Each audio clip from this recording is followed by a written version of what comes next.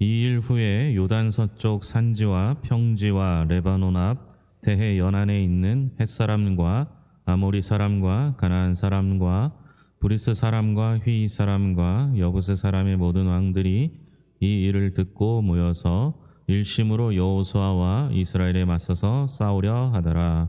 기브온 주민들이 여호수아가 여리고와 아이에 행한 일을 듣고 꾀를 내어 사신의 모양을 꾸미되 헤어진 전대와 헤어지고 찢어져서 기운 가죽 포도주 부대를 나귀에 싣고 그 발에는 낡아서 기운 시운을 신고 낡은 옷을 입고 다 마르고 곰팡이가 난 떡을 준비하고 그들이 길갈 진영으로 가서 여호수아에게 이르러 그와 이스라엘 사람들에게 이르되 우리는 먼 나라에서 왔나이다. 이제 우리와 조약을 맺읍시다 하니 이스라엘 사람들이 히위 사람에게 이르되 너희가 우리 가운데에 거주하는 듯하니 우리가 어떻게 너희와 조약을 맺을 수 있으랴 하나 그들이 여호수아에게 이르되 우리는 당신의 종들이니이다 하매 여호수아가 그들에게 묻되 너희는 누구며 어디서 왔느냐 하니 그들이 여호수아에게 대답하되 종들은 당신의 하나님 여호와의 이름으로 말미암아 심히 먼 나라에서 왔사오니 이는 우리가 그의 소문과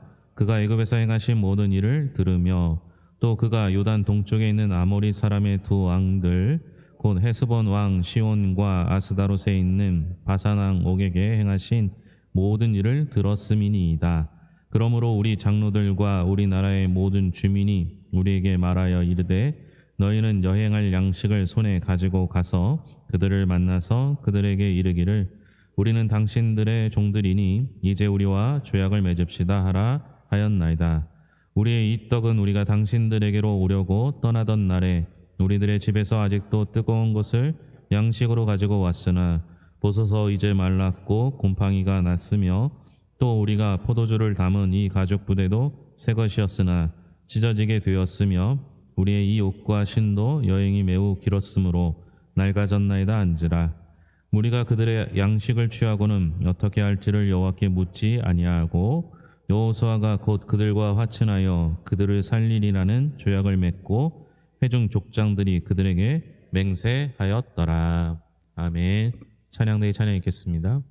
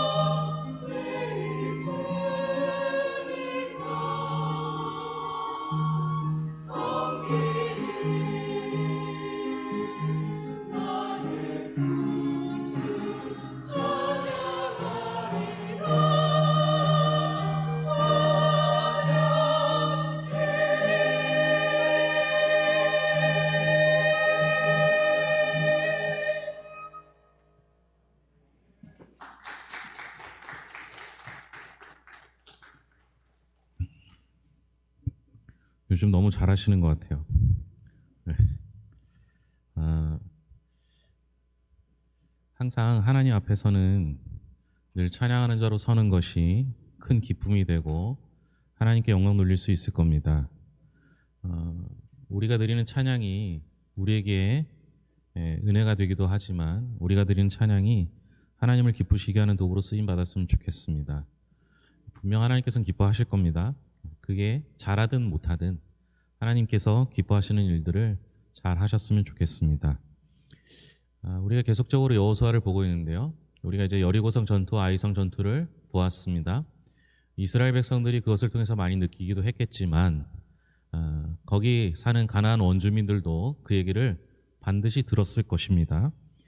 그들이라고 해서 여리고성 전투나 아이성 전투를 모르진 않겠죠. 복음서에 보면 바리새인들과 헤롯 땅이 나옵니다. 바리새인들은 종교 지도자들이었고 율법 학자들이었습니다. 그래서 바리새인들은 종교적 열심과 율법에 정통했죠. 반면에 헤롯 땅들은 당시 정권이었던 로마 정권에 결탁해서 한 자리를 차지했던 사람들입니다. 바리새인들이 보기에는 헤롯 땅원들은 상종할 수 없는 사람들입니다. 어떻게 종교학자들이 보기에 이방인들과 어울려서 그들과 결탁하여 그들이 원하는 것을 주고 정권을 얻을 수 있느냐 이렇게 생각하기 때문에 어울릴 수 없습니다. 그런데 희한하게 예수님을 죽이고자 논의할 때는 둘이 합쳐집니다. 말도 안 되는 얘기죠. 그렇다면 바리새인과 헤롯 땅이 서로 합쳐질 수 있는 이유는 그들의 목적이 그들이 생각하기에 너무나 중요했고 그것에 열심이었기 때문일 것입니다. 이 내용을 우리에게 적용한다면 우리는 예수님을 알리기 위해, 높이기 위해 평소 원수로 알고 지내던 사람도 찾아갈 수 있어야 한다라는 내용이 됩니다. 아무나 할 수 있는 일이 아니죠. 성격이 좋거나 성품이 좋아서가 아니라 사람이 할 수 있는 일이 아니라 신앙이 무엇인지 아는 사람이 할 수 있는 일입니다. 신앙은 영적인 문제죠. 자기가 있는 곳을 하나님 나라로 선포하느냐, 이 세상 나라로 선포하느냐의 싸움입니다. 우리는 어두운 권세에 맞서 이 땅에서 하나님 나라를 실현하는 사람들입니다. 이런 사실을 염두에 두면 교인들끼리 불화하는 것은 엄청난 불신앙이 됩니다. 그것이 누구를 편드는 일인지 몰라서 그런 것이죠. 하나님을 기쁘시게 해드리지를 못하는 것도 송구스러운 일인데 마귀가 좋아하는 일을 해서는 안 될 것입니다. 바리새인들이 헤롯 땅과 손을 잡는다는 얘기는 더 이상 바리새인이기를 포기한다라는 뜻입니다. 그렇게 하더라도 예수님을 해칠 수만 있다면 바랄 게 없다는 사람들을 무슨 수로 감당할 수 있겠습니까? 마찬가지입니다. 예수님을 높이기 위해서라면 자기 이익이나 자존심은 전혀 문제가 안 된다라는 사람은 사탄이 감당할 수 없는 사람이 될 것입니다. 1절과 2절입니다. 같이 읽겠습니다. 이 일 후에 요단 서쪽 산지와 평지와 레바논 앞 대해 연안에 있는 헷 사람과 아모리 사람과 가나안 사람과 브리스 사람과 히위 사람과 여부스 사람의 모든 왕들이 이 일을 듣고 모여서 일심으로 여호수아와 이스라엘에 맞서 싸우려 하더라. 예수님과 대적하기 위해서 바리새인과 헤롯 땅이 합쳐졌던 것처럼 가나안 족속이라고 해서 가만히 있을 리 없는 거죠. 헷, 아모리, 가나안, 브리스, 히위, 여부스 족속들이 서로 힘을 모아 싸울 차비를 차렸습니다. 원래 이 족속들은 따로 사는 족속들이에요. 힘을 합치는 사람들이 아니었거든요. 그런데 하나님 나라에 대항하기 위해서 기꺼이 힘을 모았습니다.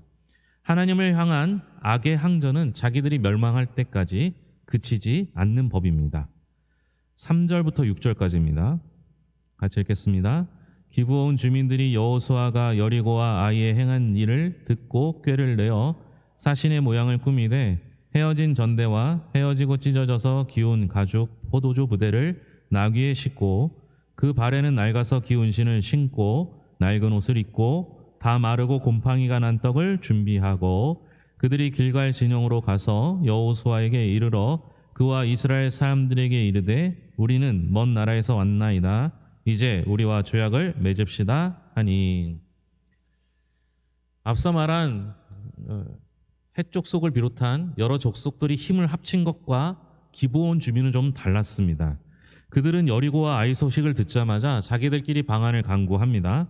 꿈을 대다가 이스라엘이 들이닥치면 그것으로 끝이기 때문이죠. 이스라엘이 오기 전에 먼저 화해를 청하기로 결정합니다. 하지만 그들이 가나안 주민인 걸 알면 화해에 응할 리가 없습니다. 그래서 헤어진 전대와 헤어지고 찢어져서 기운 가죽 포도주 부대, 낡아 기운 신, 낡은 옷, 마르고 곰팡이 난 떡 등으로 먼 길을 오는 것처럼 위장하고 이스라엘이 진을 치고 있는 길갈로 찾아갑니다. 화해를 이루면 살 수 있는데요. 화해를 이루지 못하면 죽기 때문에 그들의 모든 관심은 여기에 집중되었습니다. 그러면 우리는 어떤 관심을 가져야 할까요? 기브온 주민들의 모든 관심은 이스라엘과 화해하는 것이라면 우리의 관심은 하나님께 더 가까이 가는 것 한 가지여야 합니다. 우리 삶의 이유와 목적이 거기 있기 때문입니다. 군대 생활을 할 때요. 대부분 군대에서 첫 휴가를 나오면 복귀하면서 영어책 한두 권씩을 가지고 들어갑니다. 군대에서 공부하라고 잔소리하는 사람이 없거든요. 오히려 공부하려고 하면 고참들의 눈치가 보입니다. 그런데도 그 바쁜 군 생활을 쪼개서 틈틈이 공부를 합니다. 왜 그럴까요? 그들의 목적은 군대 안에서가 아니라 제대한 이후의 삶이 훨씬 더 중요하다는 것을 알기 때문입니다. 물론 군 생활 대충 하라는 거 아닙니다. 당연히 성실하게 해야 합니다. 제가 군대에 있을 때 건빵을 주지 않습니까? 근데 건빵 안에 별사탕이 작은 봉지로 하나씩 들어있어요. 근데 가끔 실수로 별사탕이 안 들어가는 경우도 있고요. 2개 들어간 경우가 있습니다. 그런데 2개 들어간 걸 발견하면 그 사람을 얼마나 부러워하는지 몰라요. 여러분 이해가 안 되시죠? 지금 생각하면 저도 안 먹는데 그게 그렇게 부러워요. 군대에서 휴가증이라는 건 어마어마한 위력을 가지고 있습니다. 저는 26개월 정도 군 생활을 했는데요. 그중에 13번 나왔어요. 2달에 한 번꼴로 나왔죠. 그것도 제가 가지고 있는 휴가증이 10장이 넘었는데 제가 다 못 나오고 남들도 주고 제가 교회를 맡았기 때문에 교회에서 상품으로 주기도 했어요. 휴가증의 위력이 어마어마하죠. 근데 여기 계신 분들 별로 놀라지도 않는 이유는 뭐예요? 그건 종이 쪼가리에 지나지 않기 때문에 그렇습니다. 미래는 휴가증에 달려있지 않거든요. 기브온 사람들이 그랬습니다. 그들은 다가올 미래를 알았죠. 그들이 모든 지혜를 동원해 그날을 대비했습니다. 그들한테는 그것보다 더 중요한 일이 어디 있겠습니까? 반대로 헷 족속을 비롯한 나머지 족속들은 자기들이 다가올 미래를 알고 있었습니다. 그런데 그들의 결정은 어땠습니까? 힘을 합쳐서 싸우는 걸로 결정합니다.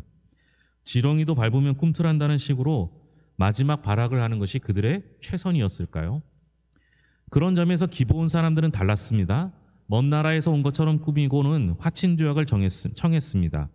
여호수아가 영문을 물은 건 당연하겠죠. 그들이 어디서 사는 어떤 족속이며 왜 화친하는지를 물었습니다. 9절과 10절입니다. 9절 10절 같이 읽겠습니다. 그들이 여호수아에게 대답하되 종들은 당신의 하나님 여호와의 이름으로 말미암아 심히 먼 나라에서 왔사오니 이는 우리가 그의 소문과 그가 애굽에서 행하신 모든 일을 들으며 또 그가 요단 동쪽에 있는 아모리 사람의 2 왕들 곧 헤스본 왕 시온과 아스다롯에 있는 바산 왕 옥에게 행하신 모든 일을 들었음이니이다. 기브온 사람들은 매우 주도 면밀했습니다. 그들이 화친하라는 이유는 여리고성과 아이성이 어떻게 되었는지를 봤기 때문이죠.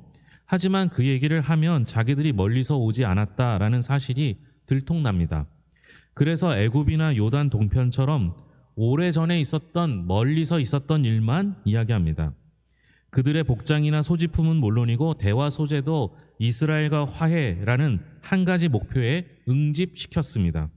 그 목표에 도움이 되는 말은 하지만 도움이 되지 않는 말은 전혀 하지 않았습니다. 기브온 사신들은 이 원칙을 철저하게 지켰습니다. 이스라엘과 화친하는 데 방해되는 최근 일은 입 밖에 내지도 않았고 오히려 화친하는 데 도움되는 예전에 있었던 일만 이야기했습니다. 결국 화친을 이끌어냈죠. 이렇게요. 세상 사람들도 자기들의 앞날을 예언하고 예견해서 자기들의 모든 언행을 거기에 맞춘다면 영원한 소망을 안고 살아가는 우리가 이보다 못할 수는 없습니다. 우리의 언어와 행실은 당연히 우리의 경건에 초점이 모아져야 합니다. 과연 경건에 유익한지를 기준으로 말하고 행동해야 하는 것이죠. 기브온 주민들이 이스라엘과 화해하는데 방해되는 일은 하지 않았던 것처럼 우리 역시 경건에 유익이 되지 않는 말은 입에 담지도 말아야 할 것입니다. 왜 그러냐면요. 여러분, 우리는요, 옳고 그른 것에 집중합니다. 거기에 가치를 두죠. 그런데 옳고 그름에 가치를 두다 보면 남의 가슴에 대못을 박는 말을 해놓고도 왜 내가 틀린 말 했어? 라고 말을 합니다. 경건에 유익하지 않는 말은 입에 담지 말라는 얘기로 바로 그런 말을 하지 말라는 겁니다. 옳고 그른 것이 전부가 아니라 우리가 궁극적으로 추구해야 할 그보다 더 큰 가치가 있음을 알아야 하는 것이죠.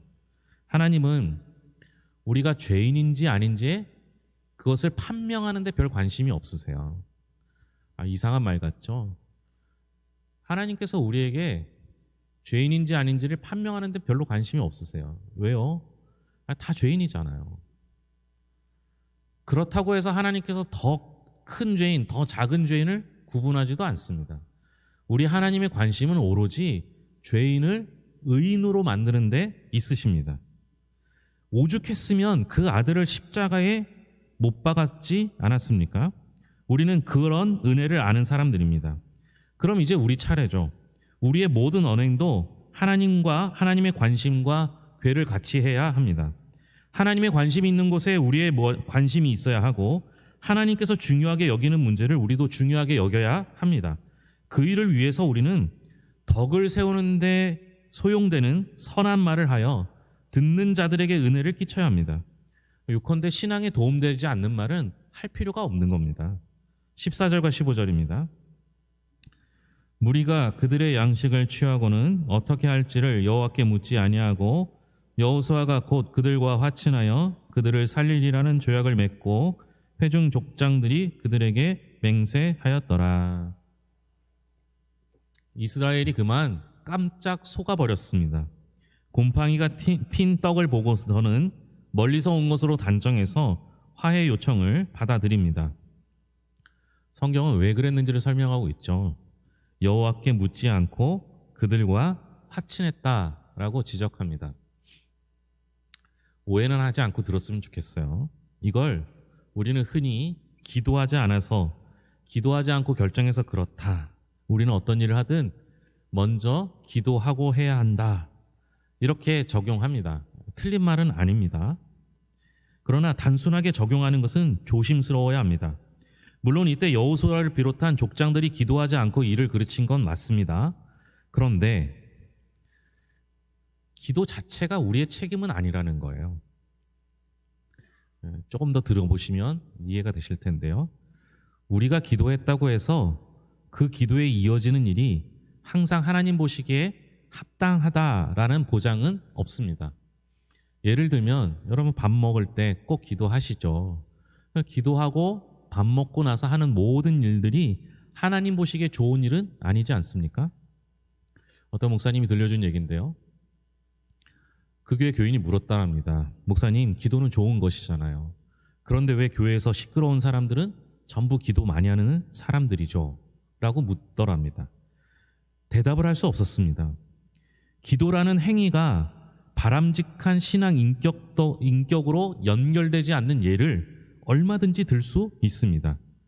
기도를 하면 할수록 하나님의 뜻을 헤아려야 하는데 오히려 하나님께 자기 뜻을 헤아려 달라고만 하기 때문인 것이죠. 심지어요, 누가 제게 부탁을 하는데 완곡한 거절의 표현으로 뭐라고 얘기합니까? 기도해보고 결정하겠습니다 라고 합니다. 기도는 본래 하나님과 연결하는 통로인데 그런 기도가 자기의 난처한 입장을 가려주는 단어가 된 것입니다.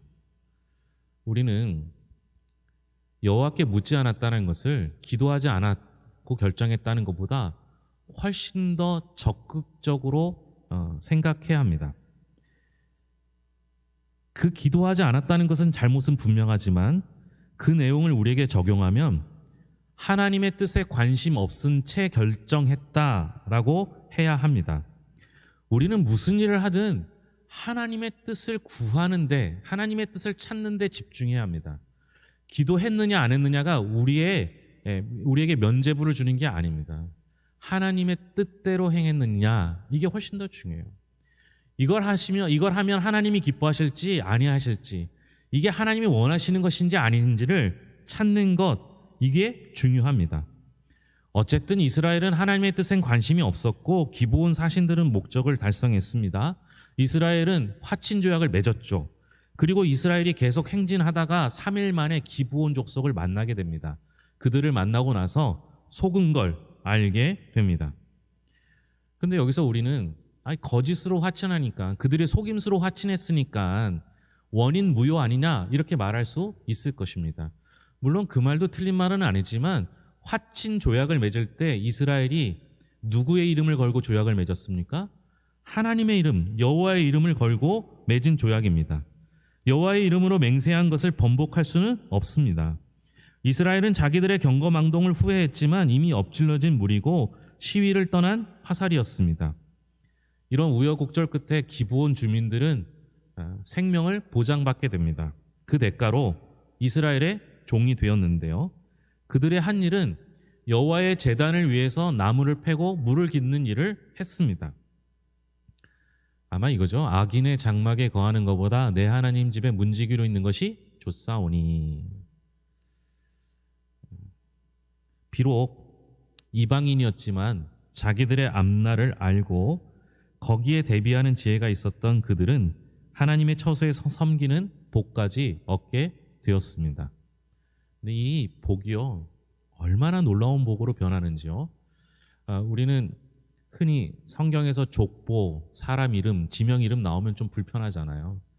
나중에 한참 지난 후에 이스라엘이 멸망하고 바벨론의 포로로 잡혀가게 됩니다. 그리고 바벨론 포로에서 돌아오는데 그 바벨론 포로에서 돌아오는 그 명단이 기록되어 있는데요. 그 명단에 느딤님 사람이라고 나와 있습니다.